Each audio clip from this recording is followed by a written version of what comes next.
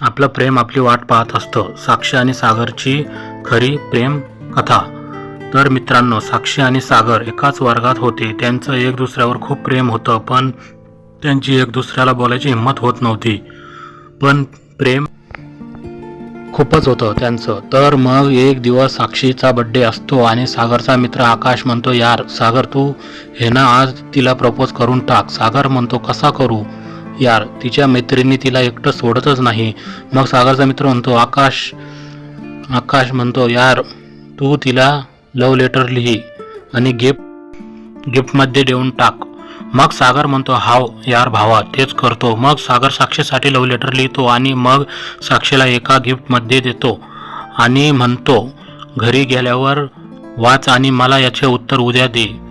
मग साक्षी घरी जाती आणि ते लव्ह लेटर वाचती आणि खूपच खुश होती, कारण तिचं पण सागरवर खूपच प्रेम होतं. तर मग साक्षीकडून एक चूक होती. ती ते लव्ह लेटर फेकत नाही आणि दप्तरात ठेवती आणि तिच्या मैत्रिणीच्या घरी चालली जाते. तर मग साक्षीच्या वडिलांना पेन लागत असतो, तर ते साक्षीच्या बॅगमधून घ्यायला जातात. तर त्यांच्या हातात ते लव्ह लेटर लागतं.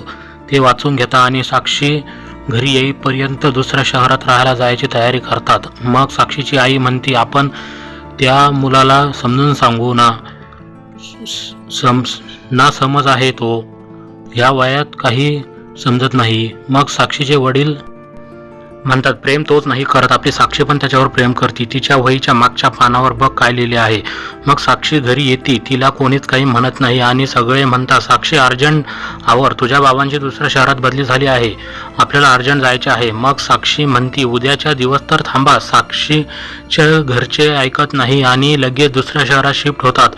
आणि मग साक्षी खूपच रडती, कारण तिला सागरला त्याच्या लव्ह लेटरचे उत्तर द्यायचे होते. मग दुसऱ्या दिवशी सागर बघतो तर काय, वर्गात साक्षी आलीच नाही. सागर म्हणतो, यार मी प्रपोज केला म्हणून तर हिला राग आला नाही. सागरच्या मनात खूप विचार चालू होते, पण साक्षी येतच नाही. मग दुसऱ्या दिवशी पण साक्षी येत नाही. मग सागर तिच्या मैत्रिणीला विचारतो. त्याला म्हणतात, आम्ही पण कॉन्टॅक्ट करायचा खूप प्रयत्न केला, पण तिच्याशी बोलणेच झाले नाही. मग असं एक महिना निघून जातो. सागरला स्वतःचा खूपच राग येत होता की मी तिला प्रपोज नसते करायचे. आणि तिकडे साक्षी सागरपासून 500 किलोमीटर दूरवर एका शहरात राहत होती. तिचे ॲडमिशन पण तिथेच करून टाकले, पण ती नाराजच होती. तिच्या नजरेसमोरून सागरचा चेहरा जातच नव्हता आणि सागर पण इकडे रोज रडायचा त्याला. मग 2 महिन्यांनी साक्षीचे वडील सागरच्या कॉलेजमध्ये येतात काहीतरी डॉक्युमेंटसाठी आणि मग ते तिथल्या सरला म्हणतात, साक्षीच्या वर्गात एक मुलगा होता सागर नावाचा, त्याला भेटायचं होतं. मग सागरला बोलवतात आणि मग साक्षीचे वडील सागरला म्हणतात, पूर्ण नाव विचारतात आणि म्हणतात, तुझे वडील काय करतात. मग सागर म्हणतो, प्लंबर आहे. मग साक्षीचे वडील म्हणतात, बाळा खूप अभ्यास कर, पुढे जा, मोठा माणूस बन. मग सागर म्हणतो, हो पण तुम्ही कोण आहे असं म्हणतात. साक्षीचे वडील म्हणतात, जा वर्गात. मग सागर त्याच्या वर्गात येतो आणि विचार करतो, यार हे कोण आहे जे मला बोलून गेले. वर्गात इतके मुले होते आणि ते काका मलाच का बोलले. मग दिवस सागरचा त्याच विचारात जातो आणि मग असे सागरचे दिवस निघून जातात आणि मग सागरचे कॉलेज संपतं आणि मग तो म्हणतो की आता मी माझ्या साक्षीला धुंडूनच राहील. पण तो असा सोचतो की त्याच्या वडिलांच्या पायाला लागतं आणि मग घरची पूर्ण जिम्मेदारी सागरवर येते आणि मग तो त्याच्या वडिलांच्या जागेवर काम करायला लागतो. आणि मग असं चालतं आणि मग तिकडे साक्षीनी पण खूप मोठी कंपनी टाकली आणि ती सांभाळत आहे. पण ती सागरसाठी दुःखी आहे की सागर कुठे असन, काय करत असन, कारण सागर आणि साक्षीला अलग होऊन 12 वर्ष होतात, पण दोघांनी पण लग्न नाही केले. आणि साक्षी खूप वेळा कॉलेजवर येऊन सागरचा पत्ता विचारून बसली, पण तिला कोणी सांगितलं नाही. साक्षीच्या वडिलांच्या धाकानी साक्षी खूपच सापडती, पण सागर काही भेटत नाही.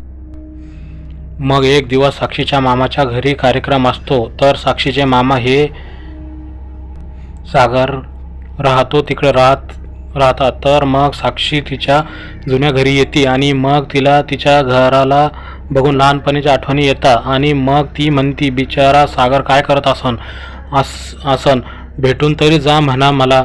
मग असं 2-3 दिवस निघून जातात. तर मग सागरला साक्षीच्या मामाचा कॉल येतो की नळ बसवायचे आहे, तुम्ही या. मग सागर जातो, पण साक्षी मार्केटमध्ये गेलेली असती. सागर काम करतो आणि मग साक्षीचे मामा म्हणतात, चहा पिऊन जा. आणि मग सागर चहा प्यायला थांबतो. तर तेवढ्यामध्ये साक्षीचे वडील येतात. ते सागरला बघतात आणि म्हणतात, हा मुलगा इथे कशाला आला. मग मामा म्हणतात, अरे तो प्लंबर आहे. अगं, हा तोच मुलगा आहे ज्याच्यासाठी साक्षी पागल आहे. आणि मी हे शहर सोडले होते. आम्ही काही थांबत नाही. याच्या आणि साक्षीची भेट झाली म्हणजे संपलं मग सगळं. मग मामा म्हणतो, तुम्ही कशाला जातात. जाईन तर हा, ते पण हे शहर सोडून. मग मामा सागरला म्हणतो, आमच्या गावाकडे काम करायचं आहे, तुम्ही जाता का. आज मी तुम्हाला डबल पैसे देतो. मग सागर तयार होतो आणि मग ट्रेननी जा म्हणतात. रात्री 10 वाजता आहे ट्रेन. मग सागर घरी चालला जातो. मग साक्षीचे मामा म्हणतात, तुम्ही जोपर्यंत इथे आहे हा सागर तोपर्यंत 600 किलोमीटर दूर राहीन. काही पण झाले तरी सागर आणि साक्षीची भेट होऊ नाही देणार, ही माझी जबान आहे. मग साक्षी येते मार्केटमधून आणि मग सगळे असे दाखवतात की सागर आलाच नव्हता, पण त्याच्या प्रेमामध्ये इतकी शक्ती असते की सागरचा पाहणा मामाच्या घरी राहून जातो आणि सागर घेण्यासाठी येतो. तर सागर आणि साक्षी समोरासमोर येतात आणि मग साक्षी काहीच विचार करत नाही आणि सागरच्या गळे मिळते आणि आय लव्ह यू टू सागर म्हणती. सगळे नुसतं बघत असता. साक्षी म्हणती, मी तुला खूप शोधले पण तू भेटलाच नाही. सागर म्हणतो, आपल्या प्रेमामध्ये किती ताकद आहे बघ. आज जर का हा पाहणा जर राहिला नसता तर आपण भेटलोच नसतो. तर मग मित्रांनो, सागर आणि साक्षी परत भेटतात. तुम्हाला कथा आवडली असेल तर लाईक करा.